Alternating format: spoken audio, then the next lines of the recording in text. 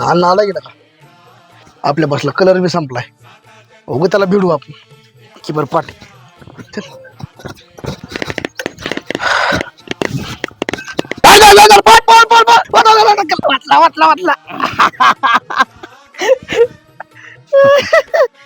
वाचला का नाही कलर?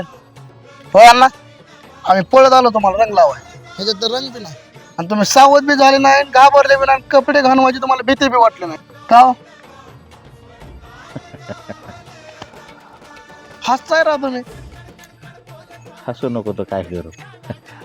दादासाहेब, आता ही शेवटी रंगपंचमी आहे हो बरोबर आहे. आणि जो तुम्ही रंग लावणार होता तो रंग उद्या तुहून निघेल त्याची भीती कसली? त्याच्यापासून काय सावध राहायचंय?